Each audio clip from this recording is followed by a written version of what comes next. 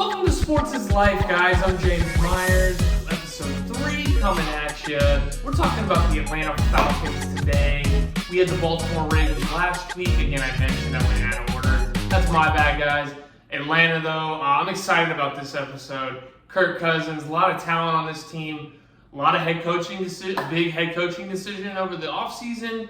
How are they going to finish this year in a weak division? NFC South last year. Tampa Bay was able to win it. So can Atlanta get over the hump, get in the playoffs, and Kirk Cousins lead this team? We break down the Atlanta Falcons season outlook right here. Let's go. All right, the Atlanta Falcons, guys, finished 7-10 last year. You know, they beat some teams they were supposed to, lost to most of the teams they were supposed to lose to. They were not favored, as underdogs. So, they had the biggest issue, obviously, for Atlanta was poor quarterback play. You had Taylor Heineke and Desmond Ridder. Wow. Good Lord. Desmond Ridder had had 3 games all year where he threw for over 300 yards. That's not going to get it done. It's a passing league. I don't care who you are. You need a good quarterback if you're going to be successful. Look at Mahomes. It's just not going to happen. Brock Purdy's doing great for San Francisco, and they're at the NFC Championship, Super Bowl almost every year. And then Heineke, I think he had about 3 or 4 starts. He had 0 games with 300 yards passing. So big issue there.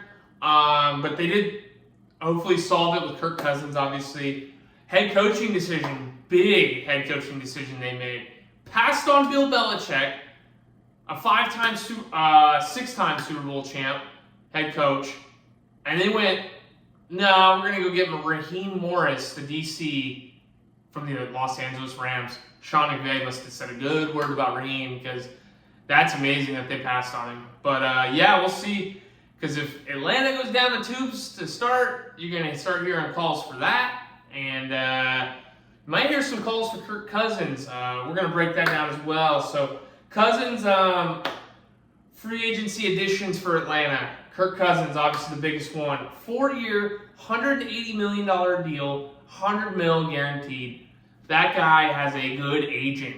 I want that guy. Kirk Cousins, man, wherever he goes, he just gets the money. He gets the big contract. Good for him. I can't hate on him. You got to take what the teams are giving you.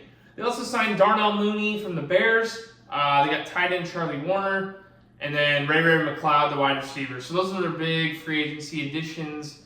And then departures, lost Jonnu Smith, Jeff Okudah, the corner. They lost wide receiver Matt Collins, offensive lineman Matt Hennessy. Then they lost he's like a specialist, I would say, running back, special teams, wide receiver. Cordell Patterson went to the Steelers. And then they got rid of Desmond Ridder. They were done with him and his work last year. Traded him to the Cardinals. And then, so we can move on to the draft now. This is where I was talking about Kirk Cousins. Groans maybe if he starts bad or poor to start the season. Round 1, pick number 8 overall. You would think they would go defense. I thought they were going to go defense. A lot of draft people did. Or maybe a receiver, Roma Dunze or whoever. No, they go quarterback. They go Michael Penix, quarterback from Washington Huskies. Unbelievable. I was shocked by this pick. I think most people were shocked by this pick. People were wondering, is a GM getting fired? What's Arthur Blank doing, the owner of the Falcons? Basically, they came out and said later on, after the draft happened a few days later, that they didn't want another project. They believed in Penix. Towards the end of Kirk's contract, they wanted Penix to be ready. They didn't want to go out and find another guy. They loved Penix so much. Penix is in his mid-20s now. I think he's had 2 ACL injuries. So you're taking a big chance on this guy. And you're paying him a lot of money. He's a first-round pick. He's a top 10 pick. You have to pay him some money. So to keep him happy. I don't know. We'll see how that pans out. That is so interesting.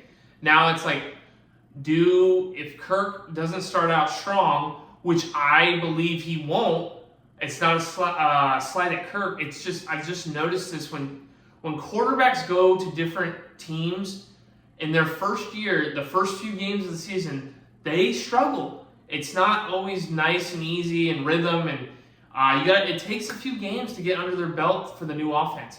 Brady did it when he went to Tampa. It happens. And Brady ended up winning the Super Bowl, obviously. I'm not saying Falcons are going to Super Bowl. I'll say that right now. They're not going to Super Bowl this year. But and then the other picks, they went deep. These picks I like. They went 4 straight defensive players. D tackle Rook Aurora. If I butchered that, I'm sorry, Rook. Offensive outside linebacker Braylon Trice. And then they went Brandon Dorius, defensive tackle. And then linebacker J.D. Bertrand. They went running back, wide receiver, D tackle. Yeah, so leads me into their schedule. We're going to break down the schedule now. Let's break down the Atlanta Falcons schedule. They got 4 primetime games. They open up week 1 at home against Pittsburgh. And I got them getting the loss. Home opener with a new quarterback. You know, the crowd's going to be hyped for it. Mike Tomlin, week 1, he, for some reason, early in the season, always has his guys ready. They're going to probably most likely have Russell Wilson at quarterback. I think that defense, when the Steelers' defense is healthy, look out. TJ Watt, all those boys. I think it's going to be tough, like I mentioned earlier, for Kirk. Week 1, you're getting an all-star defense you're going up against. Not in rhythm, I don't think. I think Kirk will be out of rhythm. People will be surprised. I think Pittsburgh gets it done. So I got them losing that 0-1. Then they go, tough spot here. Week 2, they go to Philly on Monday Night Football to play the Eagles and Jalen Hurts. I got them losing this game as well. And short week, not short week, excuse me. But I think it's just a tough spot. Monday Night Football, week 2 at Philadelphia. I think the Eagles are going to be better than last year. So yeah, I'm going to give them the loss. They go to 0-2. Week 3, another primetime game. They go back home. They play Kansas City, which should be a fun game on Sunday Night Football. I'm going to give Atlanta the win here, actually. I think they bounce back and lose their first 2. Teams 0-2 are desperate. You always see that stat. Teams that are 0-2, the percentages go out the window. They lose the next game of making the playoffs. So I think Atlanta's going to be desperate. I don't think Kansas City will be. This is the time, if you want to play Kansas City, this is the time to play them. Beginning of the year, first few weeks, this is the time to get on them. So yeah, I got them getting the win here. They go to 1-2. Then they get week 4, they get New Orleans at home in their first divisional game of the season. I got them winning this game as well. So they go to 2-2. I don't know what the Saints' identity is. I don't. Like Derek Carr, I don't know how good he's going to be.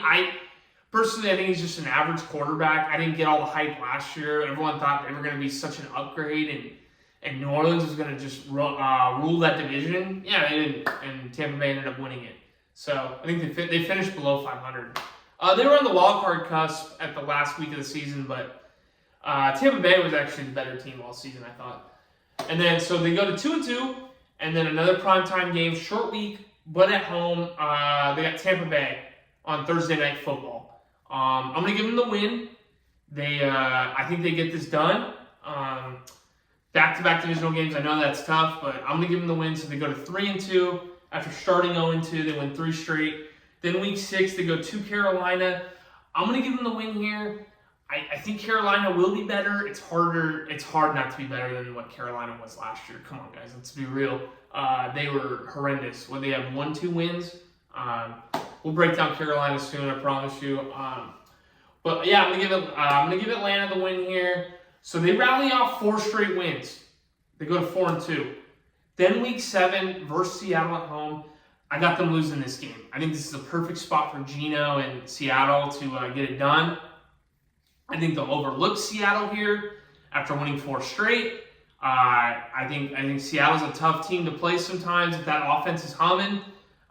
With Metcalf and the running backs and Charbonnet and Jackson Smith and Jigba at wideout as well. Another year under his belt.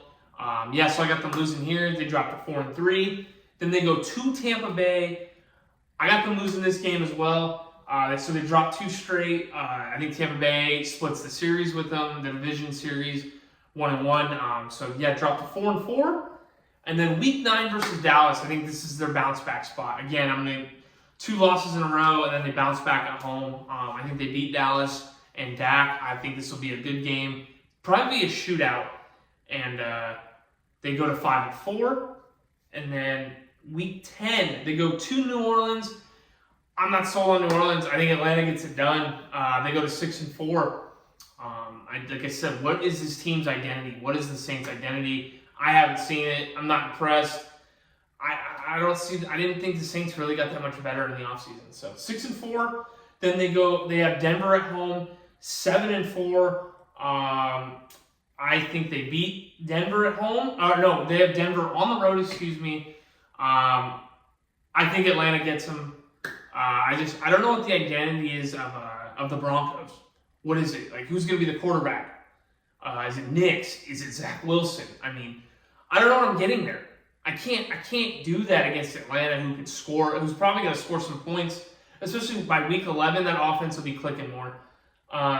So yeah, 7-4 going into their bye in week 12. Then week 13, they get the Chargers at home. I'm going to give them the win as well. I think they get to 8-4. I think it's tough for Chargers. I think it's a tough spot for the Chargers. Atlanta's going to have 2 weeks to prepare. So I'm going to give them a dub, 8-4. Then they go to Minnesota. I'm going to give them the win as well. Again, another team I don't know what I'm getting. What am I getting? J.J. McCarthy? Am I getting Sam Darnold in his best year ever? I don't know. Yeah, Minnesota. I think it's going to be. I think they're going to downfall this year. I don't think they're going to be very good. I think it's going to be a poor showing, and I'm not sold on J.J. McCarthy either. So yeah, 9-4 after week 14 for Atlanta. Look out, huh? And then week 15, they get the Raiders at home on Monday Night Football, so they're going to get an extra day. I think they get it done too. I'm not sold on Aiden O'Connell and the Raiders really. I think they got good pieces around Aiden O'Connell, but I don't see them winning this game. You know what? Let's switch it. We'll go Raiders. I'll give Max Crosby one. I respect Max Crosby so much. Maybe they do shut down Atlanta, and I'll give the Raiders this one. They steal it, 9-5. And then they get the Giants at home, week 16. I think they win this game. They go to 10-5, and then they jump. They go 10-5 versus the Giants. Just not sold on the Giants and Daniel Jones. I think it's going to be a tough year again. And then they go week 17 at Washington. This is where I think they get upset. I think a lot of people will think, I'll just go into Washington and blow them out. I got Jaden Daniels getting a win as a rookie quarterback. He's going to have 16, 17 games under his belt by this time. He's going to be used to the offense. He's going to be used to the NFL. I give Washington the upset win. And then, so 10 and 6, and then they jump week 18 versus Carolina. They get it. I think they get it done at home. No scares here. So they go 11-6. I got Atlanta going 11-6 this year, getting it done in week 18 against Carolina. Win total is 9.5, minus 130. So it's pretty juiced. Books are thinking they're going to get it done. They're going to get over that hump. So I would take the over 9.5 wins if you're a betting person. Again, I like to give that out at the end. 9.5 wins. Again, a lot of question marks. What are you going to get with Kirk? Are you going to get Kirk who steps up right away, or are you going to start hearing groans for Michael Penix? Because you spent a first-round pick on him. Again, repeating that. And then, what are you going to do with Raheem Morris at head coach? The Rams' defense wasn't anything impressive last year. I didn't think it was. Why was Raheem Morris picked over Bill Belichick? Rams defense got shredded by Detroit in that wild card game. So I don't know. That was a little bit of a puzzler. I think the obvious pick would have been Belichick, but the Atlanta saw something in Raheem Morris. But other than that, they got pieces in Drake London, Kyle Pitts, Bijan Robinson, Cousins. They got a solid O-line. It's going to be all about, do you fix the defense? How do you fix the defense? Is it going to be solid, or is it going to be another defense like Atlanta in the past where you're just getting blown out and not blown out? What am I saying? Not blown out, but getting scored on a lot. Atlanta's defense is always inconsistent. Can you really trust Atlanta's defense? Like, if you're a fantasy football guy, do you draft Atlanta's defense? Never. Never heard anyone say that. So it's going to be interesting. So hopefully they shirted up in the draft. We'll see. This is why you go and get Kirk. But they were in a lot of games last year, but just poor quarterback play. So I think they get over the hump this year. I think they win the NFC South and get a home playoff game. So my next video is going to be on the Buffalo Bills. Look out for that. Josh Allen and those boys. What are they going to have on offense? I'll give you a little preview. What are they going to do at the wide receiver position? They got a lot of young guys. They got one in the draft. They traded Stephon Diggs to the Texans. I'm not the biggest Sean McDermott fan. Is it going to be another year where they get to the playoffs and fail? Or do they get over that hump? Or do they not even make the playoffs this year? Yeah, I'll let you know. Stay tuned for that. Again, please give me a like and subscribe at my YouTube channel at Sports is Life. Again, it's the little profile picture with Dan Hurley going crazy. I love it. So yeah, tune into that and look out for my next video on the Buffalo Bills. Thanks, guys.